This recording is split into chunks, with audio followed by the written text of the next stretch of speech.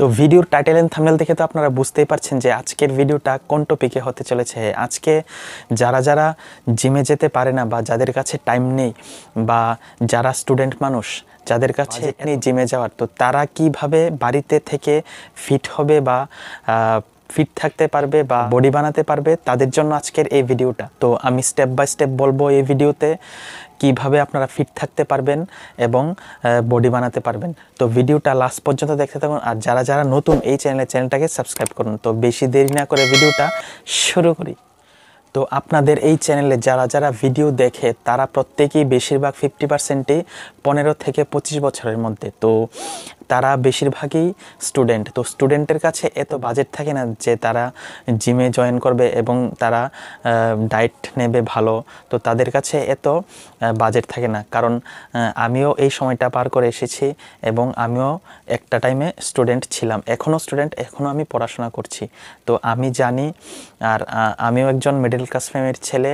আর আমার এই চ্যানেলের বেশিরভাগ অডিয়েন্সই মিডল ক্লাস ঘরের ছেলে মেয়ে। তো তাদের জন্য আমি আজকে এই ভিডিওটা বানাচ্ছি যে তারা কিভাবে বাড়িতে থেকে নিজের বডিটাকে ফিট রাখতে পারবে এবং মাসকুলার করতে পারবে। তো যারা যারা শুধু ফিট থাকতে চায় তারা কি করবেন, সকালে একদম সকালে উঠে প্রথম খালি পেটে আগে একদম গুনগুনা গরম জল খাবেন। গরম জলটা কি করে, অনেক হেল্প করে। যাদের হজম শক্তি কম তাদের হজম শক্তি বাড়ায় এবং যাদের স্কিনের সমস্যা আছে তাদেরকেও অনেকটা হেল্প করে এই গরম জলটা। তারপর বাড়িতে স্কিপিং করতে পারেন, পুশ আপ দিতে পারেন, পুল আপ দিতে পারেন, একটু হাঁটাচড়া করতে পারেন। অনেক এক্সারসাইজ আছে বডি ওয়েটের, ওইগুলো আপনারা করতে পারেন বাড়িতে এবং সঙ্গে ভালো খাদ্য খান, আপনারা একদম ফিট হয়ে যাবেন। আর মোস্ট ইম্পর্টেন্ট, খাওয়ার সময় কোনো জল খাবেন না। খাওয়ার আধা ঘন্টা আগে জল খাবেন আর খাওয়ার আধা ঘন্টা পরে জল খাবেন। আর খাওয়ার পরে 5 থেকে 10 মিনিট একটু হাঁটাহাঁটি করবেন, কারণ ওই সময় হাঁটলে হজম শক্তিটা বাড়ে, খাবার হজম তাড়াতাড়ি হয়।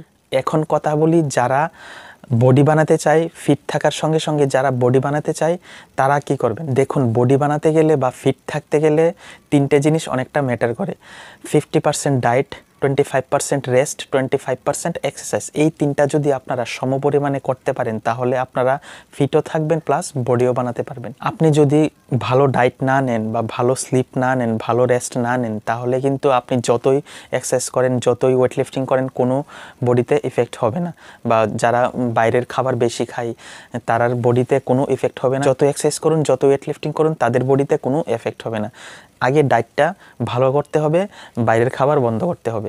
যদি ভালো ডায়েটের ভিডিও লাগে তাহলে এই ভিডিওর কমেন্ট বক্সে আপনারা কমেন্ট করতে পারেন, আমি একটা ভালো প্রপার সারাদিনের একটা ডায়েটের ভিডিও আপনাদের জন্য বানাবো। তো এখন কথা হচ্ছে কি কি ওয়ার্কআউট করবেন, বাড়িতে কি ওয়ার্কআউট করলে আপনারা ভালো বডি বানাতে পারেন এবং ফিট থাকতে পারেন। তো প্রথম কি করবেন, একদম ওয়ার্কআউট শুরু করার আগে বডিটাকে আগে ওয়ার্ম আপ করে নেবেন, আগে গরম করে নেবেন। কারণ বডিটা যদি ওয়ার্কআউট করার আগে গরম না করেন, ওয়ার্ম আপ না করেন, তাহলে কিন্তু আপনারা ওয়ার্কআউট করার সময় ইনজারিও হতে পারে। কারণ আমরা যখন কোনো ওয়েট লিফট করি বা কোনো ওজন লিফট করি তখন আগে আমাদের বডিটাকে জানাতে হয় যে আমরা ওয়েট লিফট করব বা ওয়েট লিফট করছি, আগে এরকম জানাতে হয় বডিটাকে ওয়ার্ম আপ করে গরম করে। তারপর আপনারা ওয়ার্কআউট শুরু করবেন। তো তারপর ওয়ার্কআউট শেষ করে তারপর ফুল বডি স্ট্রেচিং করবেন। স্ট্রেচিং করলে কি হয়, কোনো ইনজারির কোনো চান্স থাকে না এবং বডিটা একটু ফ্রি হয়। তারপর স্ট্রেচিং করে আপনারা কার্ডিও করতে পারেন, মানে আপনারা স্কিপিং রোপ দিয়ে স্কিপিং করতে পারেন, একটু দৌড়াদৌড়ি করতে পারেন, স্পিডে হাঁটতে পারেন।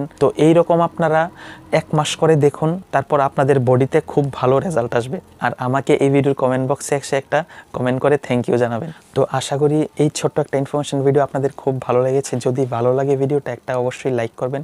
আর যারা যারা নতুন এই চ্যানেলটাকে সাবস্ক্রাইব করবেন এবং পাশে থাকা বেল আইকনটাকে প্রেস করে দেবেন। তো দেখা হচ্ছে পরের ভিডিওতে। জয় হিন্দ, গুড বাই।